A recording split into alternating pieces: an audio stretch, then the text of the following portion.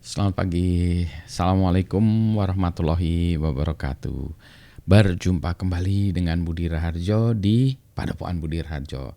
Kita mulai dengan ngopi dulu. Bismillahirrahmanirrahim.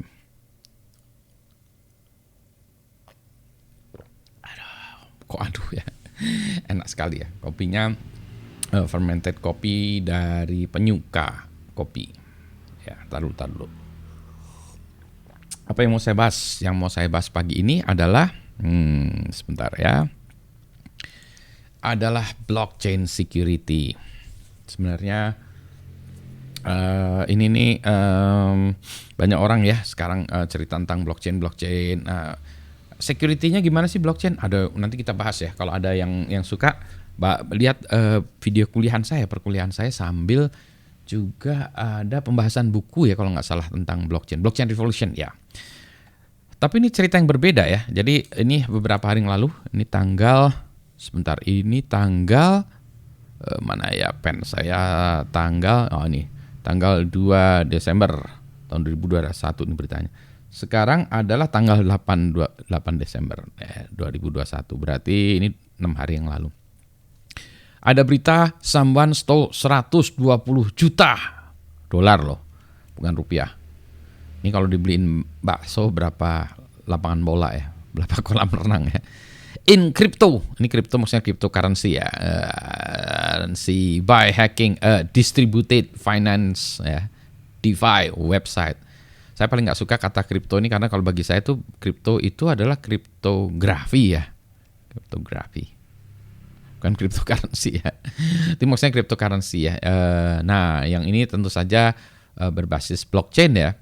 Dozens of wallets were drained before Badger DAO could freeze its wallets. Jadi e-walletnya dikosongin nih sebelum si yang pemiliknya itu ya, Badger DAO, menghentikan vaults-nya tempat penyimpanan uangnya. Nah, kalau kita baca, yang menjadi masalah ini kelihatannya adalah websitenya ya. Jadi bukan protokol blockchain ya kelihatannya. Karena blockchain itu biasanya kalau orang-orang ini ya, blockchain ada macam-macam ya. Blockchain itu ada protokolnya segala macam, ada yang segala macam, ada immutable-nya segala macam. Ini kalau menurut saya ini secara protokol ini masih bagus ya. Saya belum menemukan kesalahan ya. Kecuali performance mungkin ya. Tapi yang menjadi masalah itu yang security ini adalah websitenya. Nah, jadi gimana sih kejadiannya?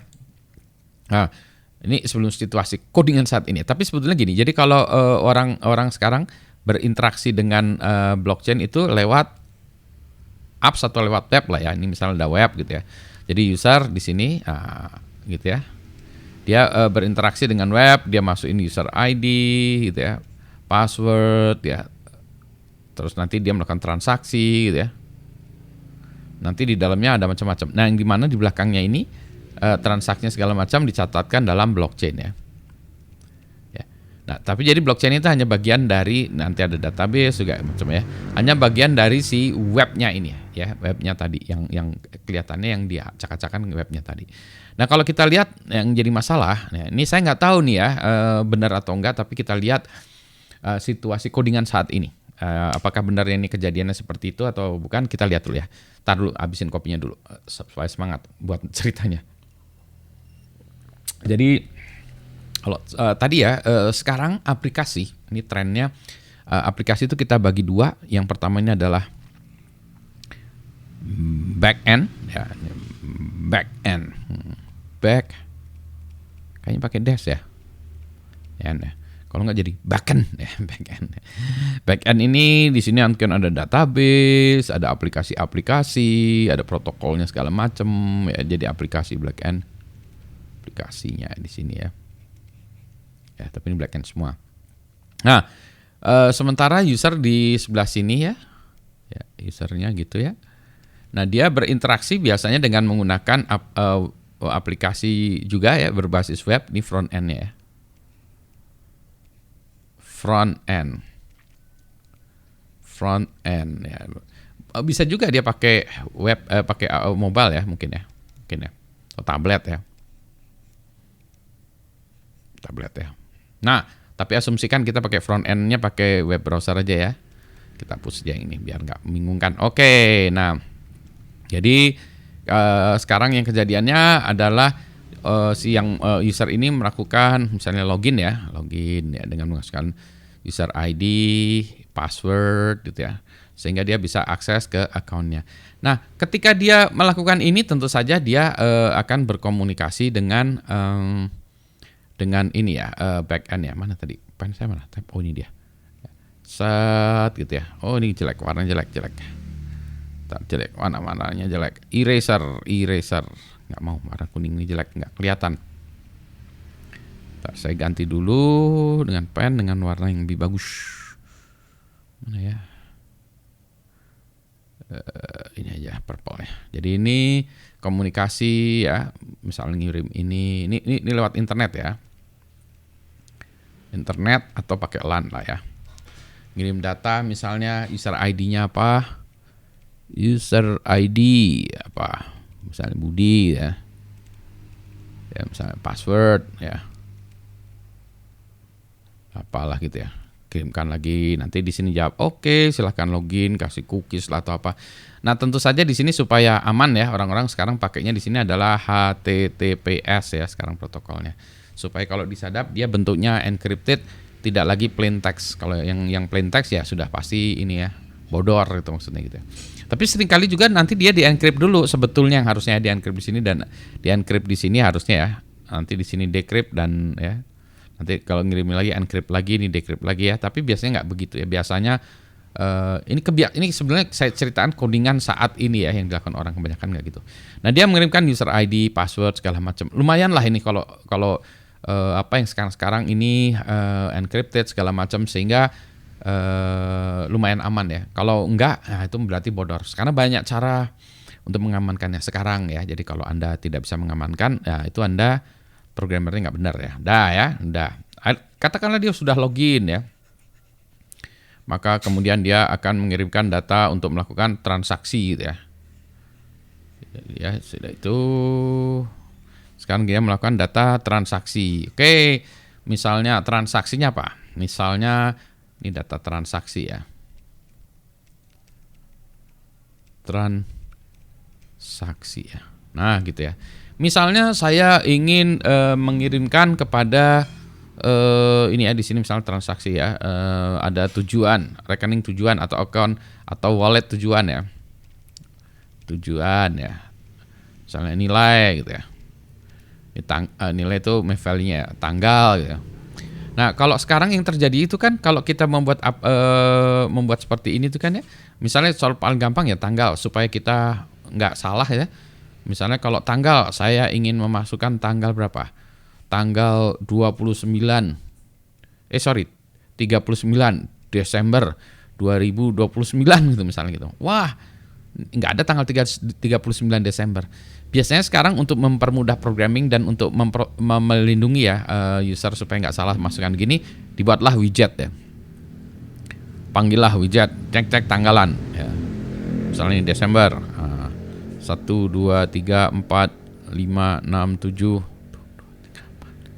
ya, 8, 9 dan seterusnya, sehingga nanti user tinggal memilih tanggal berapa gitu ya. Oh, tanggal ini ya, tanggal ini, cek gitu.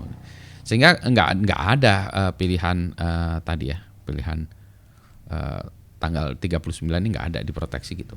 Sehingga nanti datanya yang dikirim, misalnya datanya adalah namanya user ya, Budi gitu ya. Yang dikirim datanya ke sana ya, dikirim data ke sana itu adalah gitu. Terus apa lagi? User Budi, apa lagi ya? Terus akun tujuan misalnya. Jangan akun, wallet tujuan ya. Mungkin wallet tujuan ya. Destination tujuan ya. Wallet tujuan. Wallet ini burung ya. Tujuan. Misalnya berapa nomornya? 0x 7 8 9 10 gitu ya. Ya, kita kirim gitu. Apa di sini akun misalnya, akunnya dia, akun awalnya ya. Akun si Budi ini atau misalnya nggak tahu apalah ya. Atau kalau ada bodor misalnya ada password dikirim ya. Nggak ada lah biasanya ya, nggak ada. Atau juga kadang-kadang token dikirim ya, token atau apalah ya. Atau apa alamat e-wallet ininya. Kalau nggak salah sekarang ini yang kalau yang berbasis blockchain itu ya, biasanya kita di sini berbasis Web 3 kalau nggak salah ya, Web 3 Kit ya. Untuk codingannya gitu. Nah, ini data ini dikirimkan biasanya lewat lewat internet atau lewat LAN. Nah, orang mengatakan bahwa ini sudah aman segala macam. Nah, seringkali mereka tidak sadar bahwa di tengah jalan ini bisa di-tap, bisa diubah gitu ya. Contoh, tadi misalnya di sini sebutkan tanggal ya. Tanggal titik 2. Nah, disebutkan ini 39 dibatasi menjadi katakanlah 5 Desember 12 2021 gitu katakanlah ya. Gitu. Nah, di tengah jalan, nah ini data ini ya. Di tengah jalan ya, dikirim dari sini dikirim ya datanya tag. Di tengah jalan di-trap lewat proxy. Nah, proxy ini ada macam-macam ya. Kalau orang-orang yang senang sekarang tuh pakai Burp Suite ya. Ini di sini yang paling sering pakai ini Burp misalnya. Burp Suite atau apa gitu ya. Di tengah jalan ini di-trap. Nah, datanya diubah. Misalnya ya tanggalnya ini diganti tek gitu ya. Tanggal dia ubah menjadi misalnya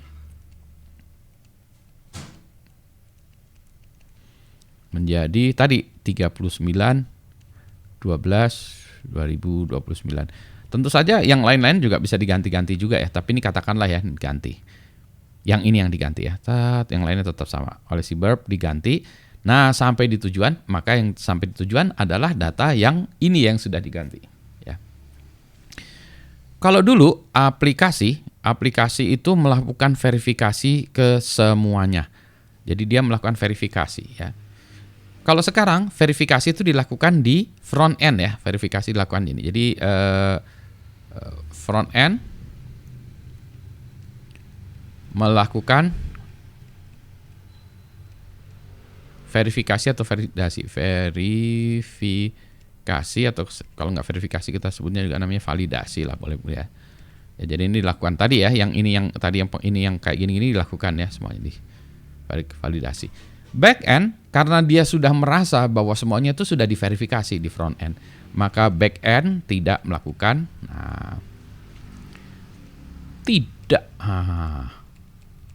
melakukan verifikasi ulang. Verifikasi atau validasi ulang. Atau lagi ya. Nah, inilah yang menjadi masalah ya. Karena apa? Kenapa gitu ya tidak melakukan lagi? Katanya kan kata si backend kan udah diverifikasi, saya nggak perlu ini. Kalau dulu ya, karena dulu aplikasi itu karena aplikasi dulu menjadi satu ya, monolitik semuanya ada di backend, nggak ada backend semuanya di sini, maka si bagian ini memeriksa semua field-fieldnya diperiksa. Ya kalau dulu ya dahulu. Nah, ya ini kalau ini versi saat ini versi dahulu. Kalau dulu back end memeriksa karena nggak ada front end ya, jadi semuanya diverifikasi ya. Jadi semua field ya diperiksa. Ini tulisannya makin ngaco ya. Nah, ini sekarang jadi ke situ ya. Nah, itu kesalahan sekarang ya. Jadi kalau Anda developer ini kenapa tidak dilakukannya? Karena ya asumsinya sudah diperiksa di front end, nggak ada diubah. Yang kedua, kalau ditambah pemeriksaan gini back end ini kan tambah kerjaan ya. Jadi berarti ada sedikit pemrosesan, jadi ya ada sedikit waktu kinerja bisa turun ya. Jadi misalnya jumlah transaction per secondnya turun segala macam gitu ya. Tapi menurut saya tidak ya, tidak terlalu signifikan masalah pemeriksaan itu. Jadi input sanitasi ya itu harus tetap dilakukan di back end. Back end harus tetap melakukan sanitasi dari input. Jadi jangan percaya semua yang masuk ke dalam back end ini, jangan dipercaya. Selalu begitu ya. Jadi itu ya, itu pakemnya harusnya. Nah tapi ini tidak dilakukan dan saat ini semakin buruk itu. Yang lebih mengerikan lagi adalah kalau di dalamnya ini ya terdapat token yang sering sama si proxy ini dibaca.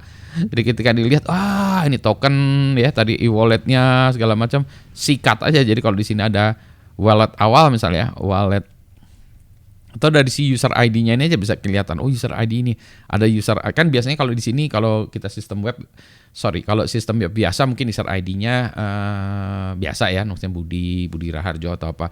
Kalau di dalam sistem yang berbasis cryptocurrency, mungkin di sini walletnya ini bukan usernya tapi walletnya usernya.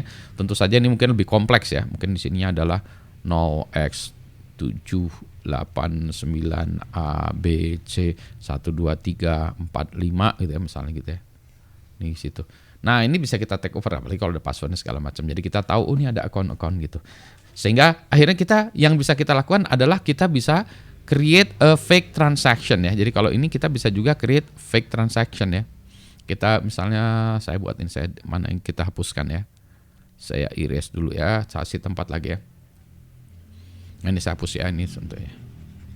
Ya. Jadi yang bisa dilakukan adalah apa? Saya bisa, karena tadi ya ini dibuat sini, saya bisa melakukan fake transaction ya. Kita buat fake transaction, saya buat fake transaction ya, fake transaction gitu ya.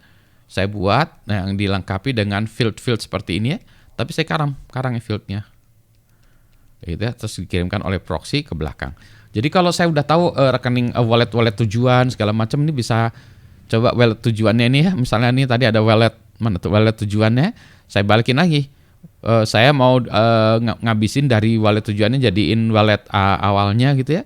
Terus dia ke destination wallet kita, dimasukin proxy, dieksekusi di sini. Kalau dia tidak melakukan verifikasi segala macam di aplikasinya sini gitu ya. Acak adut. Jadi ini masalah di aplikasi webnya, bukan masalah di masalah di blockchain-nya ya, bukan masalah blockchain. Jadi blockchain itu masih keren segala macam, sebetulnya ini cryptocurrency, DeFi ya, DeFi segala macam ini masih benar gitu ya. Jadi yang ini tuh nggak apa-apa, cek. Nah, yang tidak cek adalah di sisi sininya ya, tidak cek gitu ya. Ini merah udah dipakai sih harusnya. Ya, yang jadi masalah adalah di sini. Wah, ini kasih hitam aja. Nah, gitu ceritanya.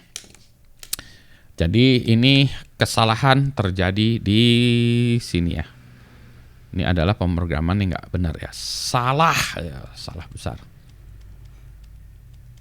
Tapi ini bukan mau salah ya. Kalau mau salah pemain sepak bola Liverpool. Anyway, kemana-mana. Baik, karena kopinya saya sudah habis dan saya pengen minum kopi lagi, nanti harus beresin baca buku periksa tugas mahasiswa, maka kita sudahi dulu sampai sekian ya. Semoga sehat semuanya. Mudah-mudahan ini menjelaskan situasi codingan saat ini.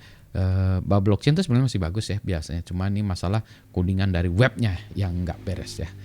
Gitu, selamat pagi, sehat semuanya. Assalamualaikum warahmatullahi wabarakatuh.